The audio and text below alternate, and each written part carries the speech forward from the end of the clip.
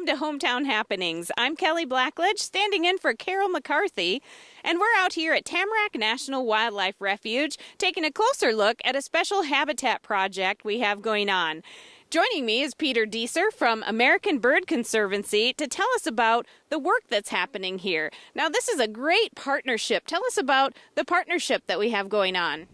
Well, American Bird Conservancy has been benefiting from a partnership not only with Tamarac National Wildlife Refuge, but we have a grant through the Lessard Sam's Outdoor Heritage Council, which is a state grant, and it helps us do conservation, restoration efforts in what are called early successional habitat. Now, behind us here we have an example of some of the treatments that occur to create that early successional habitat. That's kind of a complicated term that just means young forest, a good distribution and mix of older trees, younger brush, and herbaceous content on the forest floor. Good. So now we're out here in the middle of the winter, and it seems kind of odd. People sometimes wonder, what do we do in the middle of the winter? But this is absolutely one of those busy times for this type of work. Tell us why the winter? Well, through our grant with Lessard Sam's, we are able to treat acres or prepare habitat, and that occurs with some very large equipment called a hydroax. Now, some smaller equipment can get into places and do some work in the shrubbier areas, but when you have some larger stands with some thicker brush and larger pole-sized trees that you want to deal with, it takes a large piece of equipment. And the hydroax, with its huge tires, we want to make sure it doesn't disturb the soil surface. At Tamarac, there are concerns about cultural resources, but also a number of these areas, as you can see, interface with wetland habitats. In order to preserve the integrity of the soils in that wetland forest interface, we have to treat the ground when it's frozen.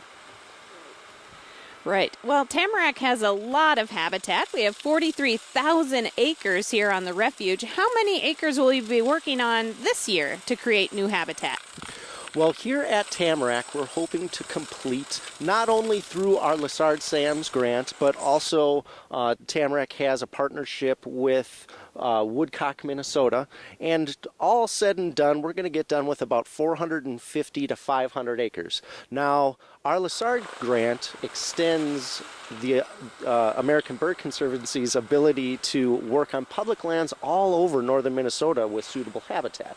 So we're not only working here at Tamarac, although they're one of our main partners, but on state, federal, county lands, and we have partner organizations and money available to conduct habitat treatments and restoration on those in those areas as well.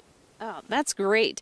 Well, when we come back, we're going to learn a little bit more about the species that this habitat benefits. Well, back here at Tamarac, we're looking at habitat improvements that are happening in the wintertime. Peter, what kind of species will this habitat benefit?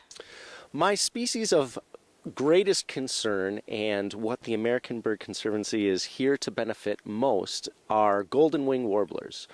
Golden-winged warblers have been in decline across their historic range, which extends all the way down to Tennessee and up into upstate New York. But now there's just two patches across the historic range. One in Appalachia that kind of centers around Pennsylvania, and another one that centers around the Great Lakes. Now, northern Minnesota and northern Wisconsin, and a little bit into Manitoba, represent a patch that is home to 65% of the nesting and brood rearing pairs that visit back here to the States. I know we get a lot of people coming out to the refuge to see golden-winged warblers. It's a really beautiful bird with a great song, so we're glad to provide more habitat for this species. Are there any others that this benefits?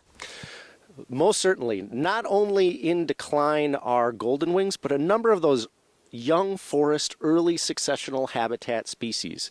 Probably the most well-known are your American woodcock, a species that not only a game bird, but a species in decline again across its classical range. It doesn't extend as far down south in the winters, but again, conservation efforts not only extend here in Minnesota, but in its wintering habitat in the southern United States. Now, the golden-winged warbler is a neotropical migratory songbird, so it nests from Costa Rica down to northern Colombia in the winter. Well, it visits there. It doesn't nest there. It comes here to nest in beautiful Minnesota. Right. So we're cutting trees. Now, a lot of birds like to perch on trees. Why the open landscape?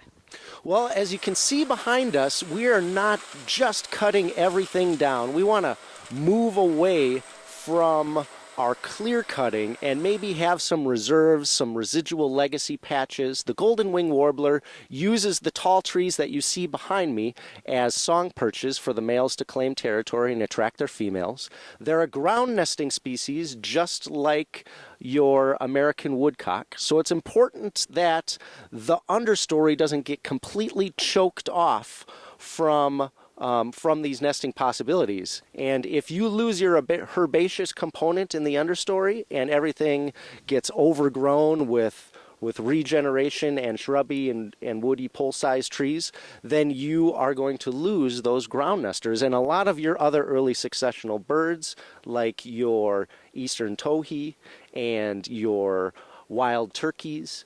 Right. So lots of species. Yeah. Is there anything that people can do at home to help create habitat for these birds? Absolutely. We have not only myself working on the public land side of the coin, but also Kevin Shepard works on the private land side of the coin, and we do have a golden-winged warbler hotline number that you can call. The number is 218-720-5209, and when you get the automated voice service, just press 6 and it'll buzz you right into that hotline. Great. So year-round, we're working hard for wildlife here on the National Wildlife Refuge and with many partners like American Bird Conservancy and others to make a great place for wildlife. So standing in for Carol McCarthy, thanks for watching Hometown Happenings.